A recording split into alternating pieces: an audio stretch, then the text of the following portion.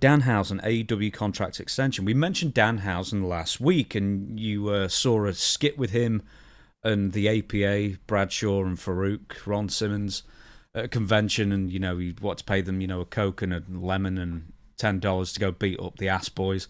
Anyway, I think I made mention that there was a belief that his contract was coming up. Well, there's been an update. So Danhausen last wrestled inside an AEW ring at World's End pre-show in a Battle Royal, December 30th, 2023. He worked one Ring of Honor match, February 14th, 2024, and then a surprise non-wrestling performance in December of 2024, and that's it. That's the sum total of the appearances Danhausen has done with AEW in nearly 2 years. Now, Danhausen was reported to be under contract to AEW until July of this year, but now the chatter on his status, this is from Inside the Ropes, picked up this month when fans noticed that Danhausen was still listed on the AEW roster. It is now believed that AEW has extended his contract through injury time. So essentially he was injured at one point and then they just decided to extend his contract. I think the point is, Dutch, why? Why would you extend the contract to somebody you never use? That doesn't make sense at all. They extended his contract for him to stay at home. Yes. Really? Yes. Now, I don't think Tony's, well, I don't know Tony's thinking, but that to me is not forward thinking, it's backward thinking. But I would think Danhausen and his gimmick, if he left AEW and he left WWE a chance to get him, I think they'd sign him up. Because with their new addition to AAA, I think they could take him down there. And I want you to think about this. You could put him with, what's the guy's name? Mr. Iguana. Mr. Iguana, put him with him and have him do the talking, I think. And that would fit Mexico perfectly. They would love that.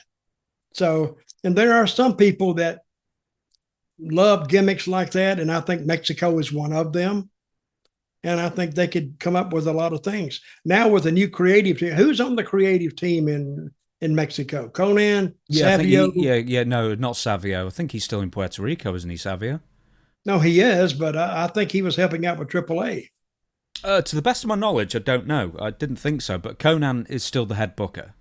And then my guy Hector Melendez, maybe his name is not. I can't remember his name.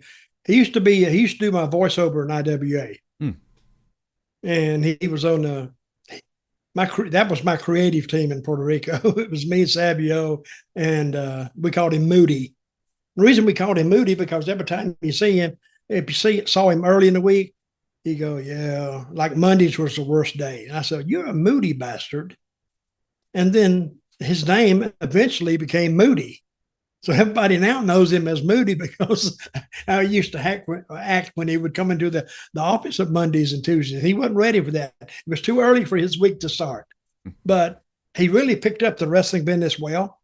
And he's been in Mexico with AAA as a part of their creative team for, I don't know, 4 or 5 years now, I think. I think Conan took him down there. And so he knows the ins and outs of the Mexican wrestling scene, and I think they'll keep him around. But he is a very good, not necessarily booker, but a very good creative man. Not just with Danhausen. I mean, it sort of makes no sense to pay him to sit at home. In fact, he's doing indie dates everywhere and doing conventions, so he's making money as well as being paid by AEW. So maybe you just want to say, keep your mouth shut, take the free money, and enjoy your life, kind of thing, because it's not hampering his ability to work on the indies. That being said, what happens if somebody, when you were booking IWA or wherever it might have been, somebody comes up to you and says, I'm not happy here, I want you to release me. Does it just depend on the person whether you release them or not? Well, if you don't have them under contract, they don't got to tell you nothing. They can just quit coming and go somewhere else. They're not obligated to give you a notice. They should, out of respect. But back in my day, we didn't sign contracts if you didn't like it. I've seen guys leave and not even tell them why. They just said, I'm not doing this anymore. And I'm leaving. And you would not know to say you went to Memphis and the guy's not there. Somebody said, "Where is he?" I said, and nobody's heard from him. He just left. That's the frontier days of pro wrestling. Nobody was locked in on any kind of an amount or a time limit or anything. And the way wrestling, I'm getting off it. Way wrestling used to work. You'd book a top heel, and basically you'd book him from really. You wouldn't tell him this, but he could run strong from January to like the end of September. By the end of September, went through me and Dundee and the Fabs and Lawler. There was nobody for him to go to. So his time was done. So instead of hurting him and keeping him around, he would just go somewhere else and restart. Now, all of a sudden, he's out of everybody's line of sight. So, and when he come back, he'd be over again.